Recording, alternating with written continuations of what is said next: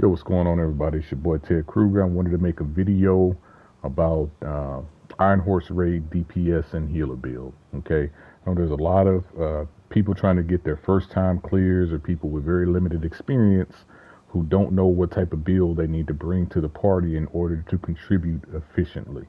Okay, so I'm going to show you a couple different variations of the build, what things can be switched up. I'm going to give you you know, every tool in your toolkit to be successful as DPS in the Iron Horse raid. So without further ado, let's get into it. All right, so this is what I'd like to call my basic DPS build. First off, I'll show you the stats. We've got 60 and 196. 60 chance, 196. So with those particular stats, 60, 196, that's going to be able to get you in any raid, and people will be more than happy to accept you into a raid with those type of stats. If you're going to come with me, I at least request that you have 50 chance and 150 damage. So as you can see that this is well over that. But with this particular build, I do have 60 and 196. So here's the pieces. I have 3-piece Providence. Here you have a Fenris chest and have Obliterate there. Very good weapon damage comes out of that, so there's a lot of hidden damage there. And then you also have Vigilance. So 3-piece Providence, 1-piece Fenris, 1-piece Seska, and 1-piece Grupo. This is what I'd like to call the basic version of the build. It's going to get you that 50-150 that people like me require in order for you to even enter the raid, because Iron Horse is basically a long DPS check. Okay, and if you don't have the DPS, if one person doesn't have the DPS, everybody's going to have to pick up the slack, and if it just turns bad. So if everybody holds their own with their damage, then Iron Horse is not that big of a problem. So this is the basic build. All the secondary attributes are going to be crit chance, crit damage. Everything's crit chance, crit damage. Okay, so that's going to get you your 6196. Oh, that's got me my 6196. Sorry, getting a phone call. Okay, sorry about that. Gloves, crit chance, crit damage. Backpack, crit chance, crit damage. Okay, so also here with the chest piece, there is another chest piece that works out really well, and that's the tamper-proof chest piece. Especially if you're doing ads, like on the 4th boss, the 2nd boss, the heck on the first, on the first boss too, if you need to throw a turret over by one of the doors. But tamper-proof is really good. That way, if you throw down a hive or a turret, preferably a turret, it'll shock people coming out of the door. So this will help you control the door, and you'll miss out on that up to 20% damage or so that you get from Obliterate. But the amount of crowd control, I'm sorry, up to 25% that you get from Obliterate, but the crowd control that you get from it is just amazing. There's no way to calculate what good crowd control is. So if you can't get an Obliterate chest, tamper-proof, while it seems to be pretty difficult to find, but if you do have one, if you can roll one on a chest like this, that'd be very helpful to yourself and your team. But those two can be interchanged, whichever one works best for you, whichever one that you can get your hands on. Totally up to you. And like I said, it's 3-piece Providence, 1 Fenris, 1 Grupo, 1 Seska. They don't have to be in these exact slots, but if you can get that combination, you'll be well at that 50-150 range that most people people like me require in order to come into the raid, just so you can hold your own. All right.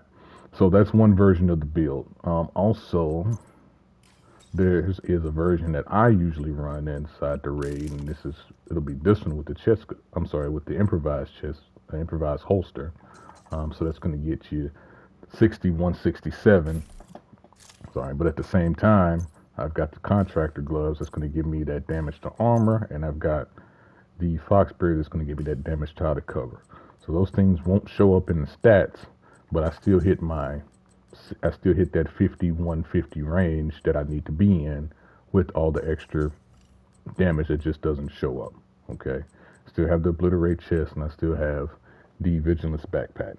So either combination of those two will work, or something that's going to get you to that 50 chance and 150 damage. But those are the two builds that I run, depending on how I feel in that particular day. But those are the two builds I run.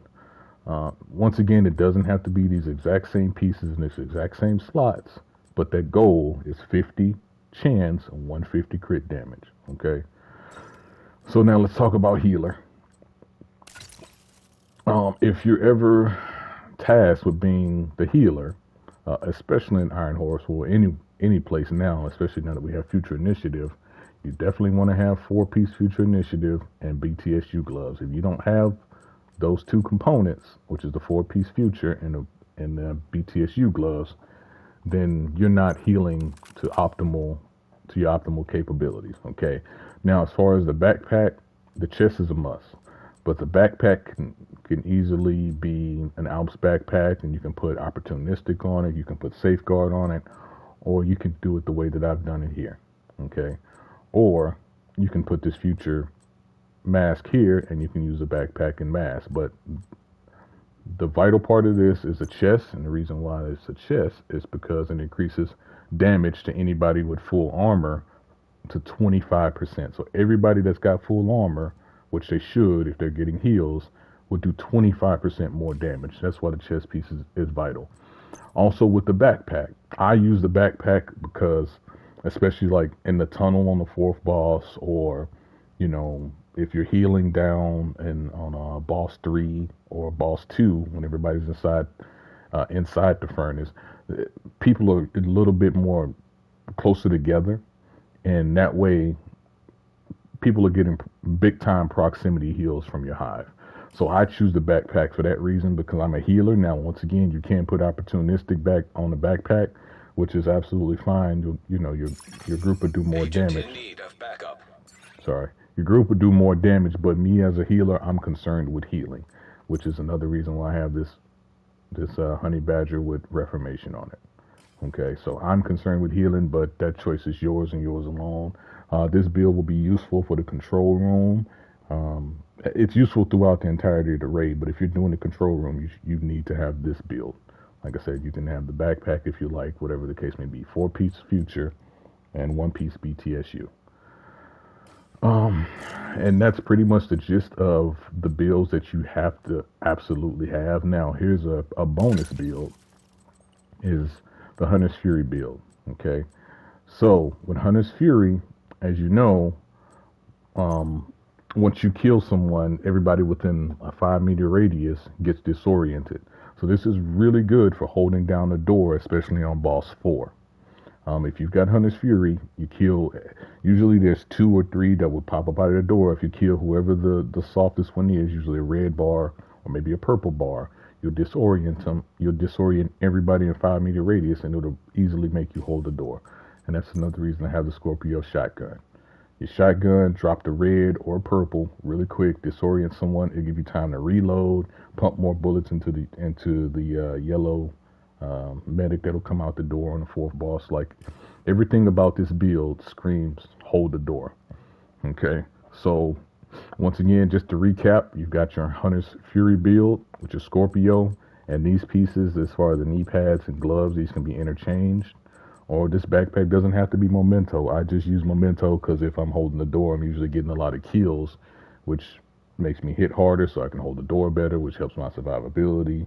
I mean, everything, it just helps everything out. But this can be switched out to maybe like a Grupo backpack or whatnot. But so I have 57 chance and 109 crit damage on this. This is not part of that 50, 150 required, because it's different, because it's a 4-piece gear set, so you don't get 2 attributes. So, but if you're running Hunter's Fury, people shouldn't fully expect you to have 50, 150, and shouldn't expect that. But so once again, just to reiterate, that's the Hunter's Fury build. That's a great one to have for the raid, 4-piece. Then we talked about my particular build that I run, which is the contractor gloves, Fox Prayers with the improvised holster, and I still have my 6167. And then finally we talked about what I referred to as the basic build, which is the 3-piece Providence, Fenris, and your Cheska and Grupo. Also, this can be, you can move a couple things around, like if you wanted to put a, let's see if I have one. Ignore the perfect glass cannon part, but let's just say you want to put a glass cannon here, and you wanted to put, if you were like a M1A user, once again, these things can be switched up to your liking. So if you're an M1A user, the fin race won't do much for you. So what you could do is switch a couple things around here.